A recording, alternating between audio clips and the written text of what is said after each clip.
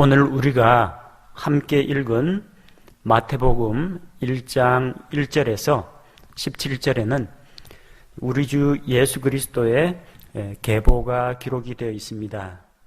이 마태복음 1장에 나오는 이 부분은 예수 그리스도의 세대에 대한 기록입니다. 이 말씀을 통해서 우리는 예수 그리스도가 누구신지를 살펴볼 수가 있습니다. 마태복음에서는 예수님을 아담의 자손이라고 표현하지 않습니다. 똑같은 예수님의 족보가 기록되어 있는 누가복음 3장 23절에서 38절에서는 족보가 예수님의 어머니 마리아를 통해서 거꾸로 올라가죠. 쭉 올라가서 나단, 그리고 다윗, 그 위로 올라가면 아브라함까지 올라갑니다. 다시 더 올라가면 아담에게까지 올라갑니다. 그래서 사람으로 오신 예수 그리스도를 나타냅니다. 누가복음에서는 예수님을 아담의 자손으로 사람이신 예수 그리스도를 나타내지만 마태복음에서는 예수님을 아담의 자손이라고 하지 않고 아브라함의 자손이시요 다윗의 자손이라고 언급하고 있습니다. 아브라함의 자손, 유대인들은 자기들의 조상을 아브라함으로 꼽고 있습니다. 이 마태복음은 마태가 유대인들을 대상으로 기록한 복음서입니다. 그래서 그들에게 예수 그리스도가 아브라함 언약대로 오신 분이라는 것을 보여주고 있습니다. 창세기 12장 1절에서 3절에는 아브라함 언약이 기록이 되어 있습니다. 하나님께서 아브라함에게 세 가지를 약속하셨습니다. 그에게 씨를 주겠다고 하셨고, 또한 가나안 땅, 팔레스틴 땅을 아브라함과 그의 후손에게 주겠다고 약속하셨습니다. 또 아브라함의 씨로 말미암아 땅의 모든 가족들이 복을 받게 될 것이라고 했습니다. 지금 무슨 복을 복? 건강의 복, 사업이 잘 되는 복, 그런 게 아무 의미가 없다.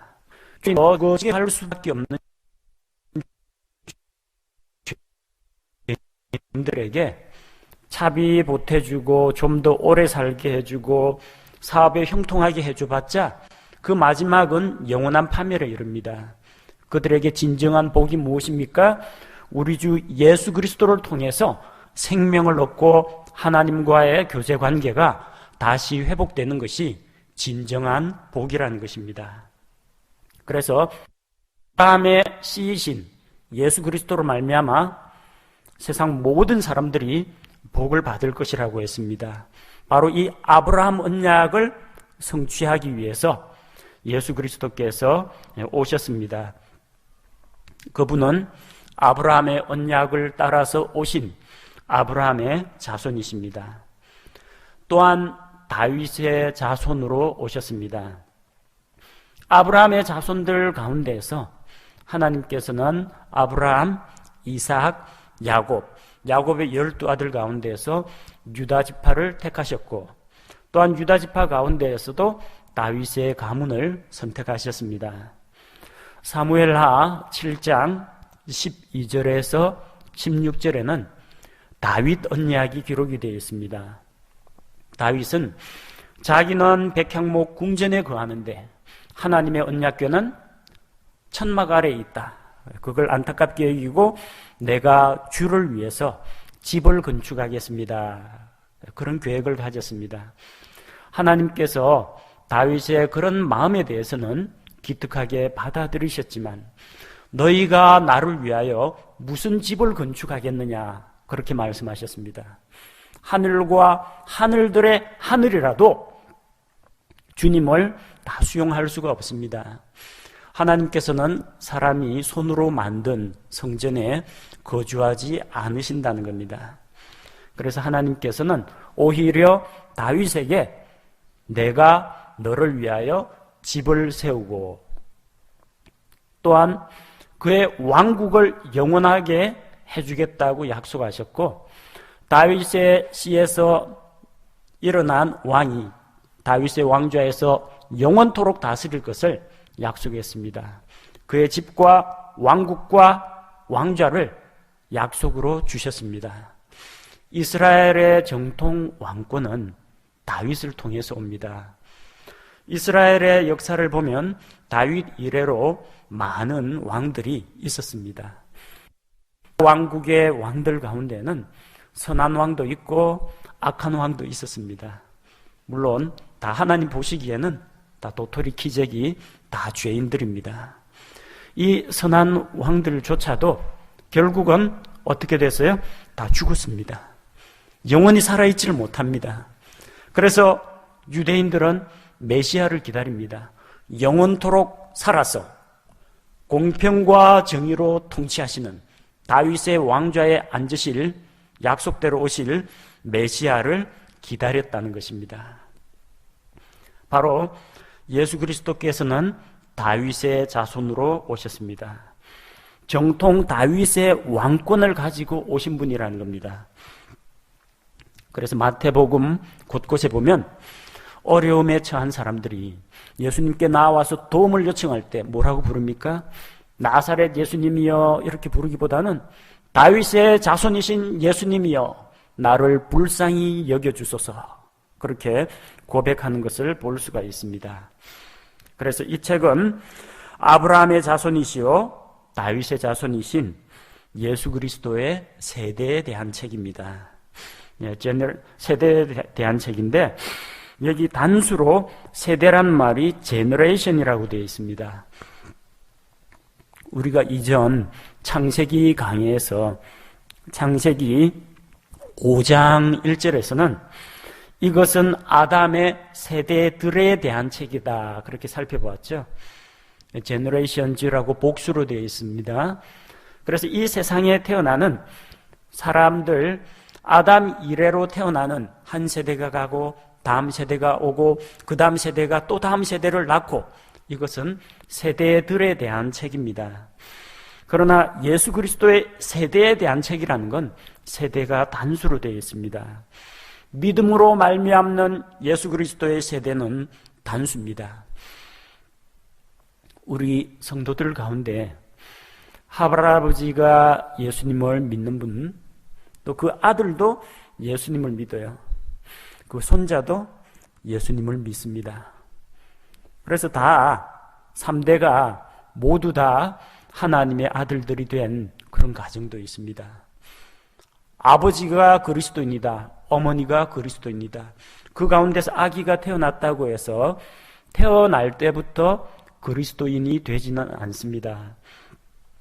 모든 사람은 개별적으로 예수 그리스도를 자기의 구세주로 모셔드려야 합니다.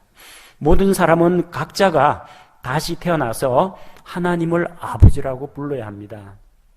남자나 여자나 나이가 많은 사람이나 나이가 적은 사람이나 모두가 다 하나님을 아버지라고 부르지, 하늘에 계신 우리 할아버지, 하늘에 계신 우리 증조 할아버지 이렇게 부르는 사람은 없습니다. 하나님과 사람 사이에는 딱 한 세대만 있습니다. 하나님에게는 손자가 없습니다.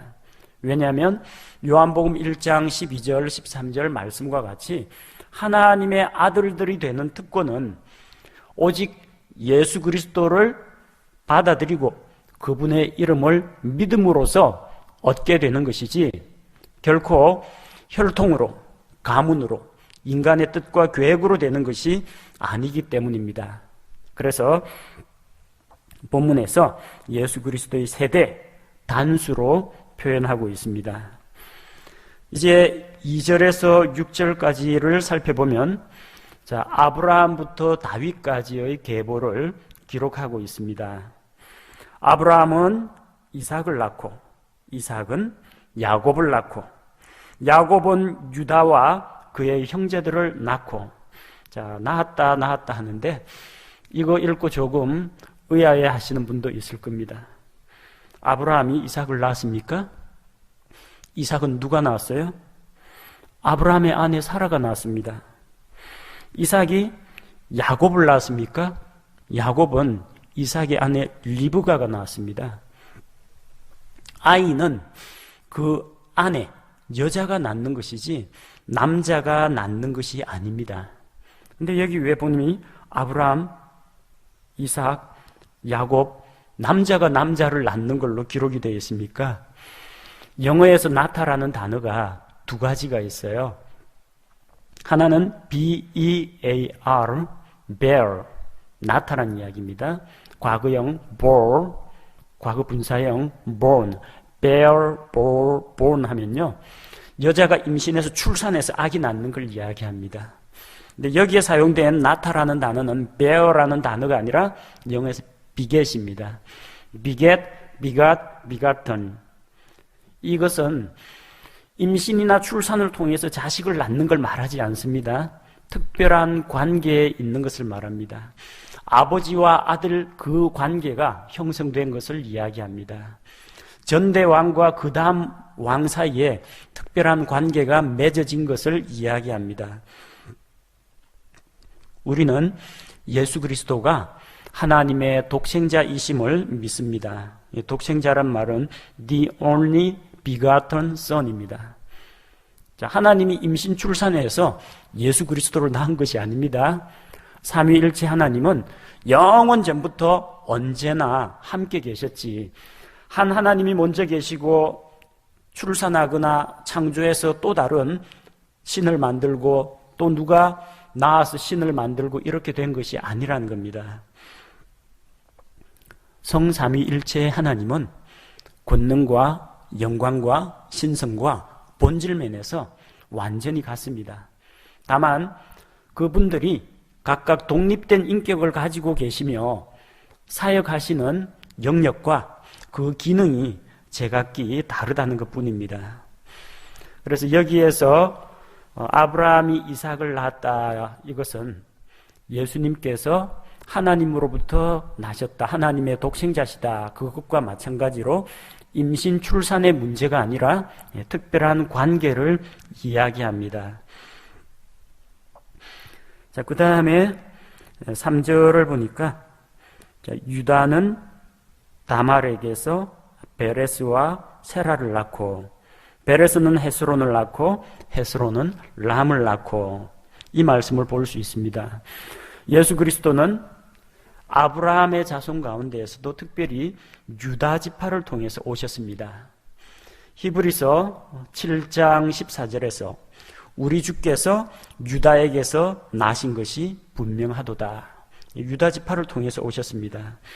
자, 그런데 유다는 다말에게서 베레스와 세라를 낳았다고 했습니다.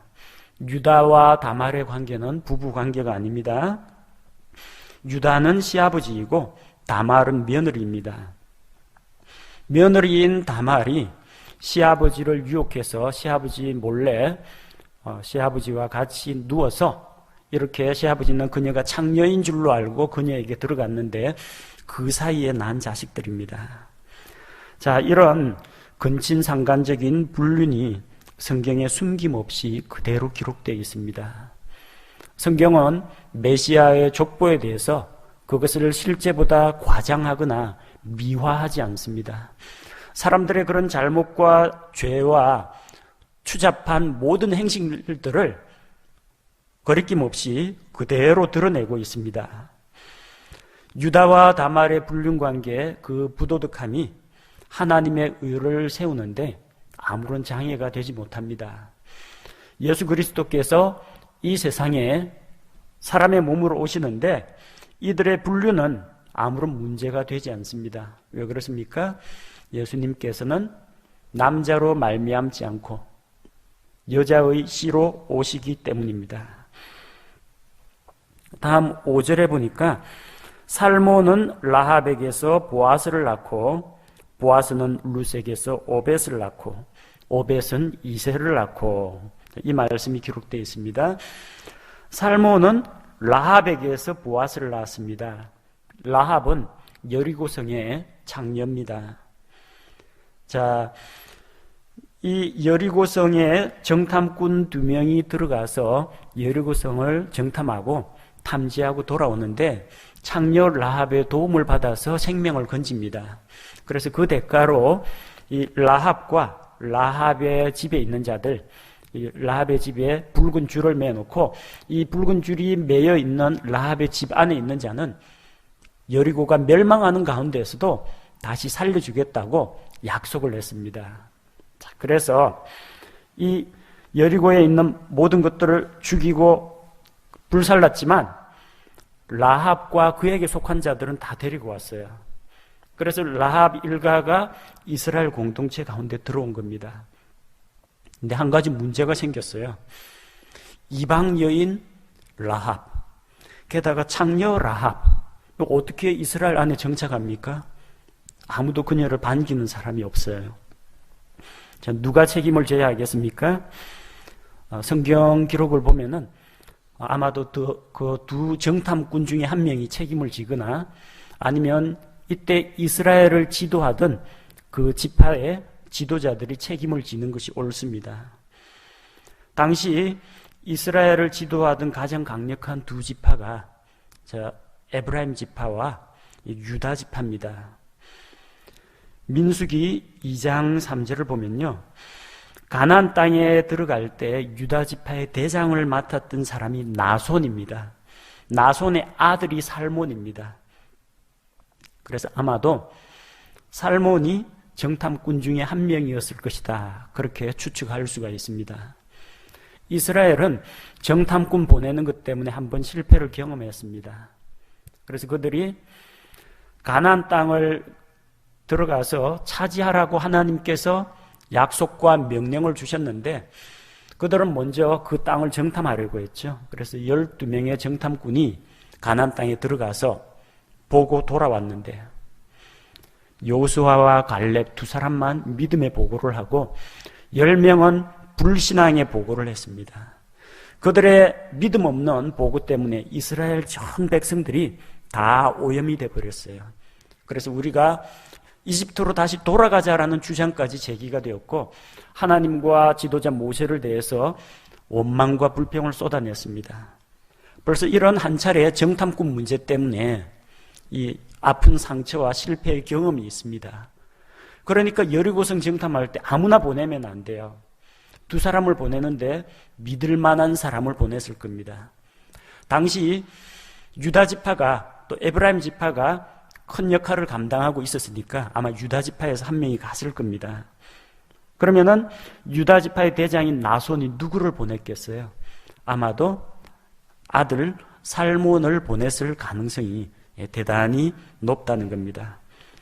그래서 살몬이 정탐꾼 중에 한 명으로서 창녀 라합을 데리고 오고 은혜도 갚을 겸 그녀와 결혼했거나 아니면 두 사람의 정탐꾼이 창녀 라합 가족을 다 구출했는데 어떻게 처리해야 될지 몰라가지고 유다 지파의 지도자에게 넘겼더니 유다 지파에서 자체적으로 그 나손의 집안에서 살몬과 맺어줘서 그들을 이스라엘 공동체 중에 받아들였을 것이라는 겁니다. 자, 어떠한 과정을 거쳤는지 성경에 명확하게 기록은 되어 있지 않지만 어쨌든 나손의 아들 살몬이 여리고성의 장녀 라합과 결혼했다는 겁니다. 거기서 태어난 아들이 보아스입니다. 보아스는 한동안 장가를 못 갔습니다. 엄마가 창녀예요. 세상 어느 며느리가 창녀였던 시어머니 밑으로 들어가려고 하겠습니까? 그래서 늘도록 보아스는 노총각이었습니다. 그런데 룻기를 읽어보면 이방 여인, 모압 여인 룻이 시어머니 나오미를 따라서 이스라엘 공동체 가운데 들어오게 됩니다. 그래서 이 노총각 보아스가 과부가 된 룻, 그 모압 여인 룻은 엘리멜렉의 일가입니다. 그리고 엘리멜렉과 보아스는 친척 관계입니다. 엘리멜렉에게 속했던 그 엘리멜렉이 팔아버린 그 땅과 또한 그 땅을 물려받아야 할 아들, 그 아들들은 이미 죽었죠. 남겨진 그 과부 여인 룻을 위해서 땅도 다시 구속해주고 그 여인도 자기 아내로 맞아들여줍니다. 보아스가 친족 구속자 역할을 하게 됩니다. 메시아 가문 안에 창녀도 있습니다. 이방 여인, 모압 여인도 있습니다. 하지만 이것이 하나님의 아들 예수 그리스도께서 세상에 오시는데 어떠한 장애도 되지 못했습니다. 다음 6절에서 11절은 다윗 왕으로부터 여고니아까지의 계보를 기록하고 있습니다. 그런데 6절에서 11절까지 등장하는 사람은 잘 세어보면은 15명입니다. 14명이 아닙니다. 15명으로 되어 있습니다. 6절에 보니까 다윗 왕은 우리아의 아내였던 여자에게서 솔로몬을 낳고, 다윗 솔로몬으로 이어지는 계보입니다. 개역성경으로 이 구절을 보면요, 다윗은 우리아의 아내에게서 솔로몬을 낳고, 이건 정확한 표현이 아닙니다. 우리아의 아내인 바세바, 남편 우리아가 살아있을 때 다윗과 불륜을 통해서 임신한 그 아이는 하나님께서 징계를 내리셔서 그 아이를 죽게 하셨습니다. 그리고 다윗이 자기가 불륜 저지른 것이 들통날까봐 바세바의 남편 우리아를 최전선에 내보내서 적군의 손에 죽게 만들었습니다. 자, 바세바가 남편을 잃고 과부가 되자 그녀를 정식으로 자기 아내로 맞이해 드렸습니다. 그 사이에서 낳은 아이가 솔로몬입니다. 그러니까 우리아의 아내에게서 솔로몬을 낳은 것이 아니고요, 옛날에 한때 우리아의 아내였던 여자에게서, 그 바세바에게서 솔로몬을 낳았다는 것입니다. 그래서 다윗, 솔로몬, 르호보암, 아비야, 아사, 요사밧, 요람, 우시야, 요담, 아하스, 히스기야, 므낫세, 아몬, 요시야, 여고니아, 이렇게 이어지는데 등장하는 인물이 모두 15명입니다. 그런데 우리가 읽은 마태복음 1장 17절에는 뭐라고 기록되어 있습니까? 그러므로 아브라함부터 다윗까지의 모든 세대가 14세대요. 다윗부터 바빌론으로 끌려간 때까지 14세대요. 바빌론으로 끌려간 때부터 그리스도까지 14세대라. 모두 14세대라고 했는데 여기만 15명이 등장합니다. 자, 왜 이런 일이 일어나느냐? 자, 그것은 열왕기상에 나오는 족보 문제하고 관련이 되어 있습니다. 자, 열왕기상 15장 2절 말씀을 살펴보도록 하겠습니다. 열왕기상 15장 2절 말씀에는요, 자, 유다 왕 아비암, 아비야라고 하기도 하고 아비암으로 읽기도 합니다. 아비암이 유다를 통치했는데 예루살렘에서 3년 동안 통치하니라. 그의 어머니의 이름은 아비살롬의 딸 마아가더라. 이렇게 기록이 되어 있습니다. 자, 조금 몇 절 더 내려가지고 같은 열왕기상 15장 10절을 보겠습니다. 자, 10절은 유다왕 아사 이야기인데, 자, 아사가 유다를 통치하고 예루살렘에서 41년 동안 통치하니라. 그의 어머니의 이름은 아비살롬의 딸 마아가더라. 자, 마태복음에 나오는 족보에 의하면 아비야는 아사를 낳고 이렇게 했는데, 아비야의 어머니도 아비살롬의 딸 마아가, 아사의 어머니도 아비살롬의 딸 마아가. 무슨 족보가 이러냐? 혼동을 하거나 이해하기 힘들다는 분들이 많습니다. 두 가지 추측이 가능합니다. 한 가지는 아비암이 자기 어머니와의 사이에서 아사를 낳았을 가능성입니다. 그러니까 모친과의 근친상간이라는 이야기죠. 그렇게 되면 아사는 자기 형제인 동시에 자기 아들이 되어버립니다. 이렇게 연결이 된다, 그렇게 보는 견해가 있고, 또 하나는 아비암과 아사가 형제 사이로서 두 사람 다 아비살롬의 딸 마아가의 아들일 가능성이 있습니다. 즉, 이 형제지간에 아비암이 젊어서 자식이 없이 죽고, 그래서 그 다음 대를 아사가 물려받았다, 그렇게 보는 견해입니다. 자, 아비암과 아사 사이에 어떤 반력이 일어난 것이 아닙니다. 정권이 어떤 무력에 의해서 바뀌면 왕이 몇 년 있지 못하고 쫓겨납니다. 심지어 몇 달 만에 폐위당해가지고 쫓겨나는 왕도 있어요. 자, 그런데 그런 어떤 반란 사건은 없었습니다. 열왕기상 15장 2절에서 아비암이 유다를 통치한 게 3년입니다. 너무 짧죠. 그리고 10절에서 아사가 유다를 통치한 기간이 41년입니다. 이걸 통해서 무엇을 알 수 있습니까? 아비암이 3년 동안 통치하다가 젊은 나이에 갑자기 죽었다는 이야기입니다. 갑자기 죽게 되면 어떻게 되겠어요? 만약에 아이도 없거나 아이가 너무 어리면 그 형제가 물려받아야 됩니다. 그래서 그 뒤를 이어서 아사가 왕권을 계승했다는 이야기입니다. 아비야가 아사를 낳고 하는 것은 아비야가 결혼 생활을 통해서 출산했다는 이야기가 아니고요. 아비야와 아사 사이에 특별한 관계가 맺어졌다는 겁니다. 옛날에 어머니 뱃속에서 태어날 때는 형제지간으로 태어났지만 전대 왕과 그 다음 때 왕으로 이런 관계가 맺어졌다는 겁니다. 그래서 비겟이란 말이 사용되는 겁니다. 자, 이렇게 되면 사람 숫자는 15명이지만 대수로 따지면요, 아비암과 아사가 형제면 한 대입니다. 그럼 14세대라고 한 마태복음 1장 17절 기록하고도 맞아떨어지는 겁니다. 그래서 우리는 이 두 번째 견해가 성경적으로 보다 더 타당하다고 보고 있습니다. 자, 다음으로 12절에서 16절은 바빌론으로 잡혀간 다음에 여고니아에서 예수 그리스도까지의 대수가 또 14대라고 기록하고 있습니다. 마태복음 1장 12절에 그들이 바빌론으로 끌려간 뒤에 여고니아는 스알디엘을 낳고 스알디엘은 스룹바벨을 낳고, 여고니아라는 사람이 나오죠.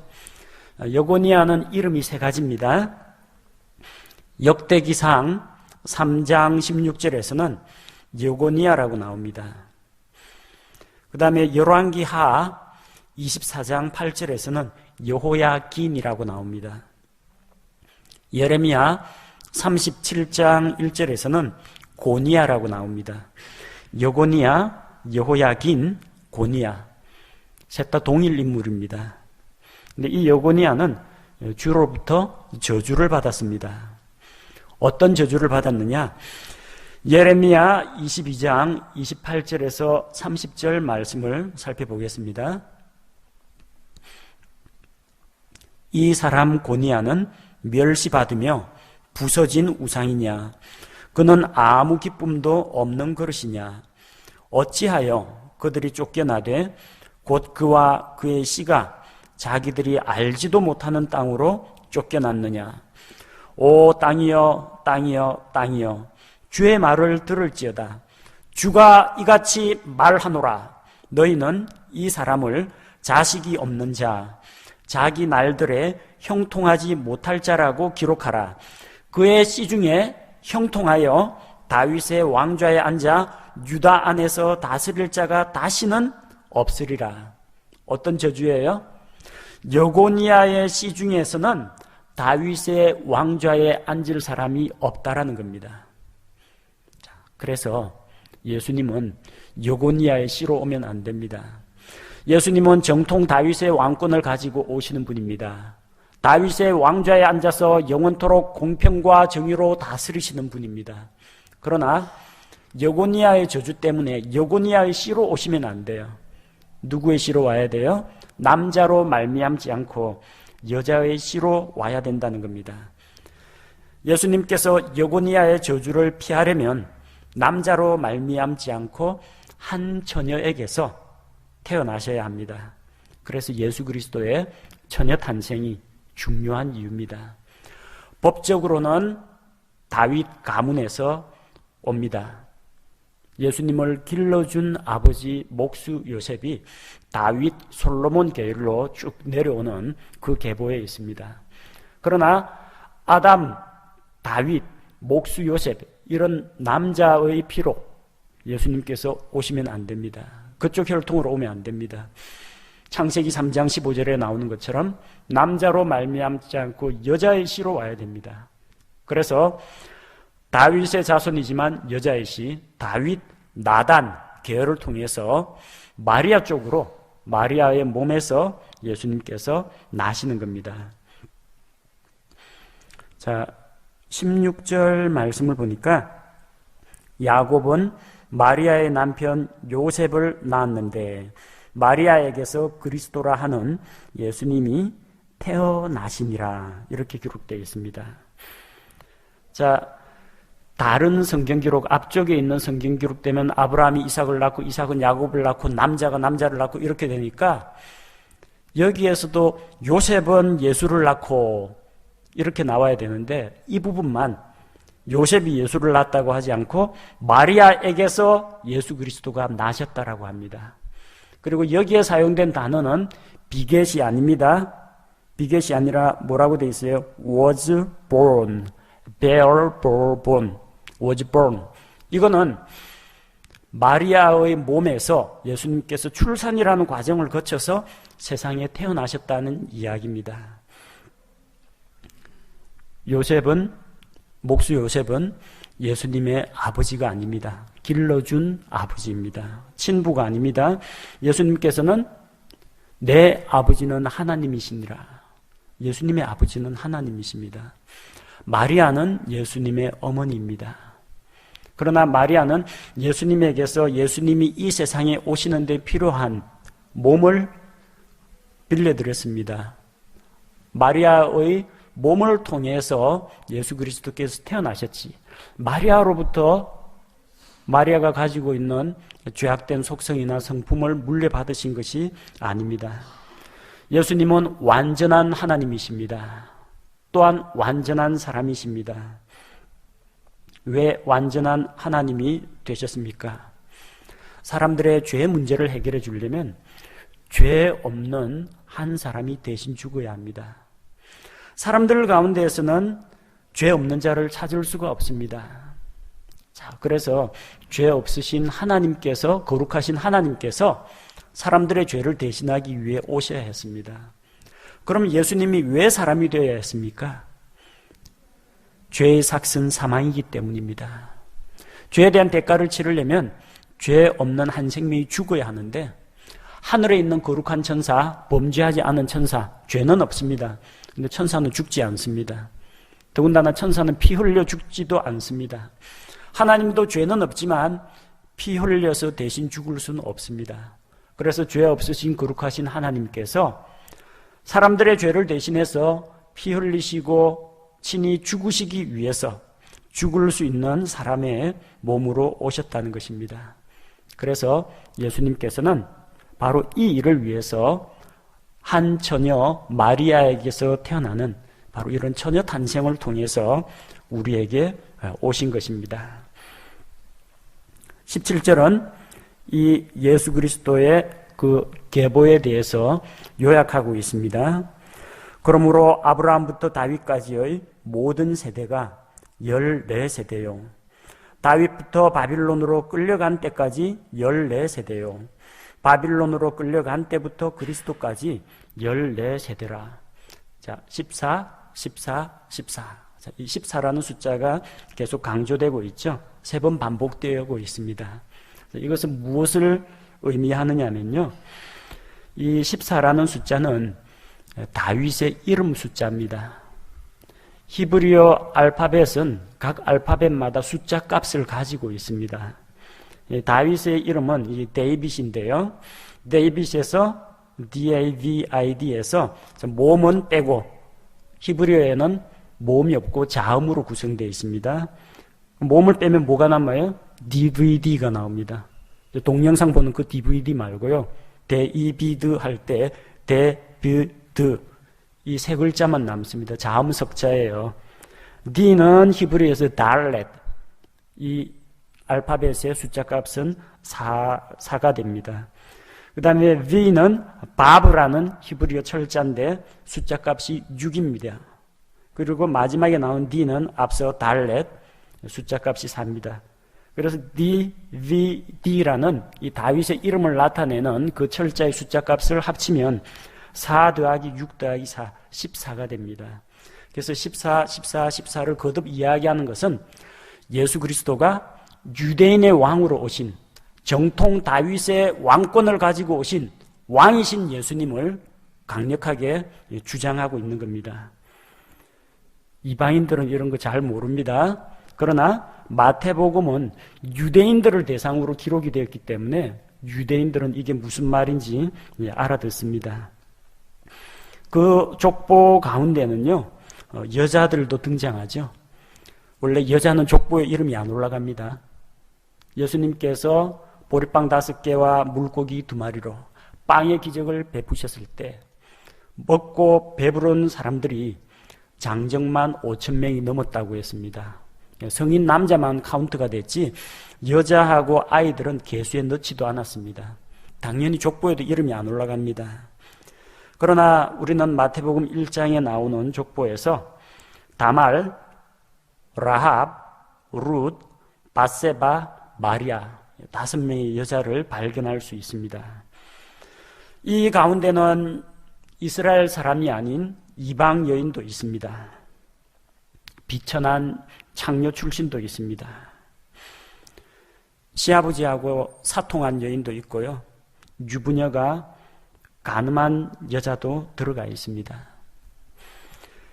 사람들은 이렇게 죄와 불법과 부도덕한 행실 가운데 있었지만, 그러나 그들의 그러한 죄나 잘못이 하나님의 아들 예수 그리스도께서 사람으로 세상에 오시는데 아무런 장애도 될 수가 없었습니다. 또한 하나님께서는 그렇게 연약하고 죄 많은 사람들을 메시아가 세상에 오시는 축복의 통로로 사용하셨다는 것을 볼 수 있습니다. 우리와 같이 연약한 자, 흠이 있는 자도 하나님께서 기뻐하시면 얼마든지 우리를 들어 사용하실 수 있다는 것을 보여줍니다. 오늘 마태복음 1장 1절에서 17절까지 말씀을 통해서 몇 가지만 생각해 보고자 합니다. 예수님은 누구십니까? 예수님은 아브라함의 자손이시요 다윗의 자손이십니다. 아브라함 언약을 따라서 오시는 분입니다. 그래서 예수 그리스도를 통해서 땅의 모든 가족들이 그분 안에서 복을 받을 수가 있습니다. 영원한 생명과 구원을 누릴 수가 있습니다. 예수 그리스도는 누구십니까? 다윗 언약을 따라 오신 분이요 다윗 언약을 이루실 분입니다. 유대인의 왕으로 오셨고 장차 이 세상에 그리스도의 왕국을 세우실 때 그분께서는 다윗의 왕좌에 앉아서 공평과 정의로 온 세상을 통치하실 것입니다. 또 한 가지 생각할 문제는 예수 그리스도의 세대는 한 세대밖에 없다는 것입니다. 부모가 구원을 받았다고 해서, 아버지, 어머니가 신앙적으로 위대한 인물이라고 해서 그 가문에서 태어난 아이가 저절로 구원받지는 못합니다. 각 사람은 개별적으로 하나님을 만나야 됩니다. 각 사람은 개별적으로 예수 그리스도를 자기의 구세주로 영접해야 합니다. 제 아무리 믿음의 가정에서 태어난 아이일지라도, 물론 복된 가정에서 태어났지만 그 아이는 자라면서 복음의 말씀을 받아들이고 믿음으로 말미암아 구원을 받아야 합니다. 또한 믿지 않는 가정에서 태어났다고 해서, 불신 가정에서 신앙생활을 한다고 해서 낙심할 필요가 없습니다. 믿지 않는 가정에서 태어난 자라도 누구든지 예수 그리스도를 믿고 영접하기만 하면 하나님께서 하나님의 아들들이 되는 권능을 주신다고 약속하셨기 때문입니다. 하나님과 우리와의 관계는 혈통으로나 인간의 계획으로 맺어진 관계가 아니라 오직 우리 주 예수 그리스도를 믿음으로 형성되는 관계이기 때문입니다. 이런 놀라운 은혜를 주신 하나님께, 또 우리를 구속하신 예수 그리스도의 놀라운 사랑과 크신 은혜에 감사를 드립니다.